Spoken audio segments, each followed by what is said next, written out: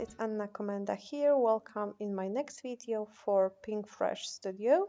Today I am working with their new collection called My Favorite Story and a cut file called Floral Reef. I will leave you the link in the description box to the cut file. I'm starting with 12 by 12 watercolor paper sheet and I'm sketching around the wreath on my background. I want to fill the space under the wreath with colors and put the wreath, the white outline on top of them. I am using a set of Pinkfresh Studio liquid watercolors. They are highly saturated and the quality of them is really great, so you don't need a lot of color. I applied a few drops on my clean plastic palette and I'm ready to start painting. Remember to use a proper paper because regular cardstock won't work in this technique. You need a paper that can hold a lot of water and it's kind of forgiving when it comes to moisture. I'm starting with a pink color. I will list you all the colors in the description box too. It's called bubblegum. And I sketched with the color, I painted with the colors, in the area where the biggest flower of the wreath will be. And now I'm adding just a clean water to the edges of the flower because I want the flower to kind of float around. I didn't want to create a very thin design. I wanted to create a kind of artsy, messy look where the colors are floating around. They will be just the background for the cut file. As you can see, I'm mixing different colors to create new shades when I need them. And I'm starting with the flowers. You can't see it, but everything is sketched on my background. So I'm starting with the flowers first, and then I will proceed to the leaves and stems, and I will be using different colors of greens. The set of Pinkfresh Studio watercolors have, I think, 3 colors of green, but you can easily create your own shades by mixing colors together. With liquid watercolors, it's a really simple thing to create new shades by mixing them on the palette. As you can see, when I sketch the flower, I'm adding just a clear water around the flower or leaf to make the colors flow. And when I'm done with the flowers, I'm proceeding with the leaves. And as I said previously, I will be using different colors. The leaves has different shapes, so I'm using the leaf shape as a guideline where to change my color. And the whimsical artsy design is starting to show up. And I created a new shade of green, adding a little bit of blue to the green I was using previously. And again, I'm touching with the clean water. I'm not touching all over the lines. I'm just touching the water with in some points because I don't want everything to float around. I just want the color to float in some points. And as you can see, I'm done with the painting. I am back to reduce some elements to make the colors stronger with the same colors I was using to paint the flowers. I just love this whimsical, colorful design and I will be using it as a background for my cut file. When I will be done, I'm adding the clean water to make the colors float a little bit more.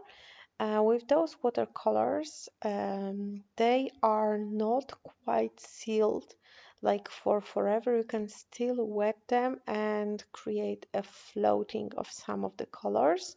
They will not float all over the surface, but the more intense points will be able to be moved.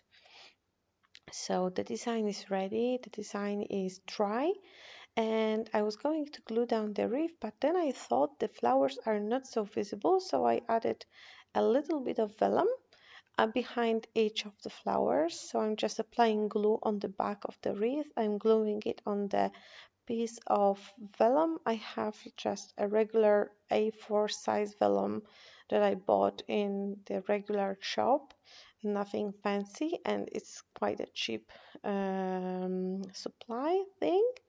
And I'm just cutting it off using the scissors. I could sketch it first and trace it with the pencil and then cut it out and then glue it together, but I think this way is much faster. And because of the vellum being transparent, I don't have to be worried that it will show up on some of the edges. And now I'm ready to glue down the wreath. I'm not gluing it down completely all over. I'm just adding drops of glue here and there because I still want it to look like it's floating over the surface. I don't want it to be glued down like with the whole wreath and look like, you know, um, I'm looking for the English word, like, totally flat. So I'm gluing everything down, but I'm hoping for the leaves to kind of stand out. I added two pictures of my daughter. They were taken a few years ago in Netherlands. We visited Keukenhof Gardens. They are filled with tulips of different shapes and colors.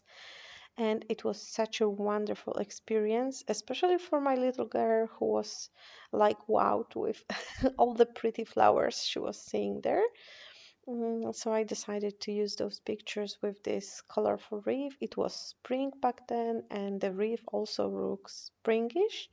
I didn't have any particular story in mind because I already scrapbooked those pictures a few times. I really, really love them, so I just thought it would be nice to scrapbook them again. And then, and then I am ready to embellish my project.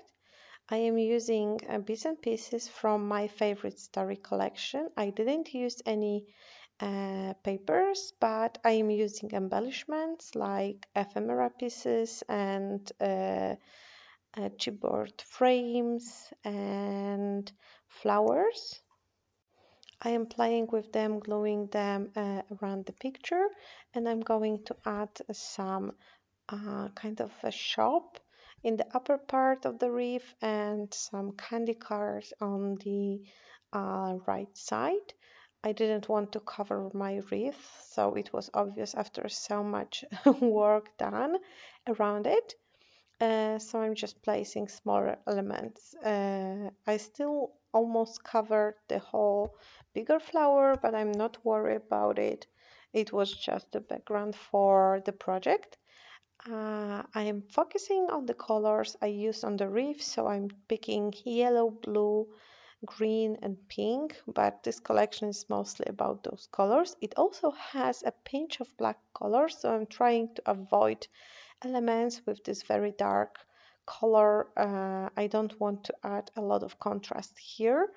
I even tried to add black and white stripes on the background of the paper, but I didn't like it, so I quitted this idea.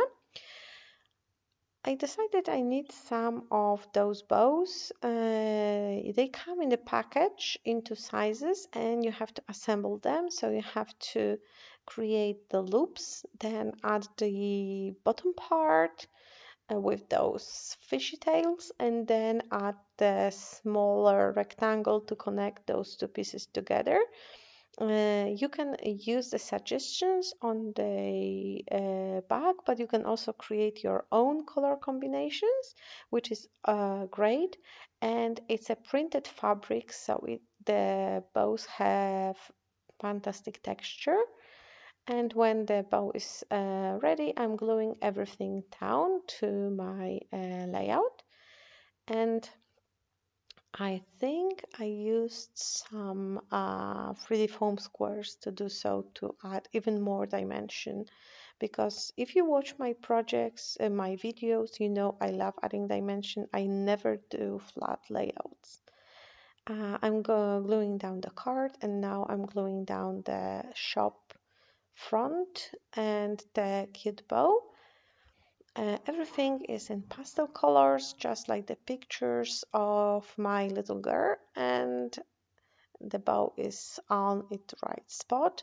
And now I'm adding some smaller elements. I also fussy cutted some flowers from one of my favorite shop papers, the tiny flowers, because I was running out of ephemera pieces with small elements, so I thought I will dig into papers. I also added some of those cardboard circles to the project, and I'm finishing everything up with some enamel dots. I just love enamel dots added to all the Pinkfresh Studio collections. You have plenty of colors and sizes to choose from. It's a really good value for the enamel dots. And the project is done. I hope you like it. Um, I had so much fun creating it, and I really love the final effect. Check the description box for all the links. Thank you for stopping by, and don't forget to check other videos on Pinkfresh Studio YouTube channel. See you soon. Bye bye.